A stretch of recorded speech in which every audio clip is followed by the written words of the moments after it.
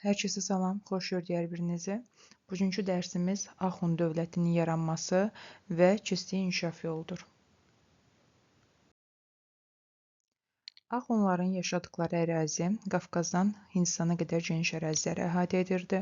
Bu tayfalar hətta Azərbaycan ərazisində də məskunlaşmışdılar. Kadusi, orta əsrlərdə isə Abdalı Hunlar adlandırılırdılar və bu tayfaların tarixi mənbələrdə verilən məlumata görə gürcülərlə, yəni İverlərlə qonşu olduğu vurğulanır. Yəni, bu da onu sübuta yetirir ki, həmin tayfalar Azərbaycan ərazisində məskun salmışdılar. Həmçinin də əsasən Mərkəzi Asiya ərazisində deməli məskun salmışdılar.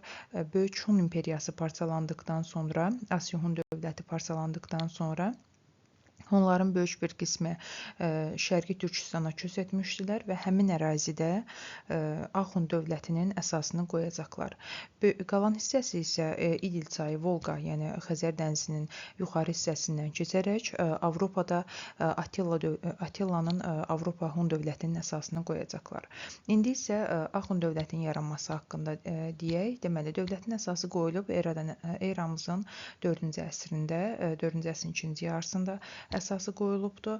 Ərazisi deməli Monqolistanın qərbindən Qobi çölündən başlayaraq Xəzər dənizinə qədər geniş ərazini əhatə edirdi.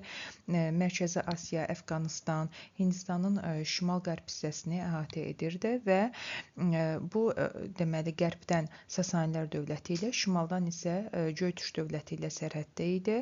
Elə həmin bu dövlətlər də Axund dövlətinin varlığına son qoyacaqdı və hər zaman Sasanilər dövləti ilə mübarizə şəraitində olacaq Axund dövləti.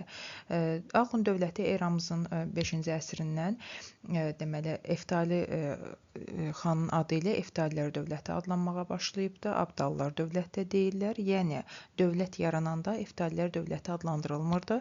5-ci əsrdən Eftalilər dövləti adlanmağa başlayıbdı.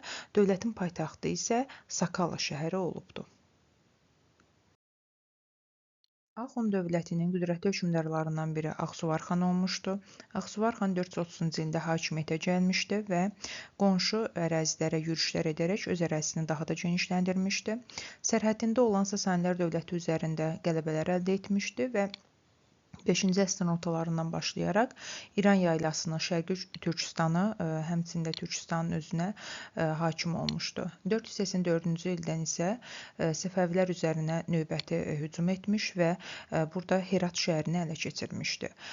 Bu zaman Sasani hökmdarı Firuz hakimiyyətə gəldikdən sonra, daha doğrusu hakimiyyətə gələrkən Axsuvarın köməyindən istifadə eləmişdi. Lakin sonradan Firuz Şah Axsuvar xana qarşı çıxmış və Axunlarla mübarizə aparmışdı. Bu döyüşün nəticəsində Axsuvar xan qalib gəlmişdi. Çünki bu zaman türklərin istifadə elədiyi taktikadan, Turan taktikasından istifadə etmiş və Firuza qalib gəlmişdi, qalibiyyət əldə eləmişdi və həmin ərazidə öz hakimiyyətini daha da gücləndirmişdi. Firuzdan sonra isə hakimiyyətə Sasanilər dövlətində 1-ci Qubat gəlir. Qubat da Məzdəşlər hərəkatından qaçaraq Axund dövlətinə sığınmışdı və həmçinin də Axund dövləti ilə Sasanilər arasında qohumluq əlaqəsi mövcud olmuşdur ki, Qubatdan sonra hakimiyyətə gələn Xosro Bənişiravanı deməli Axund hökmdarının qızının övladı olmuşdu. Yəni qohumluq əlaqələri mövcud olmuşdu bu dövrdə. Bir də ki, burada Türkistan dedikdə Turan dövləti nəzərdə tutulur.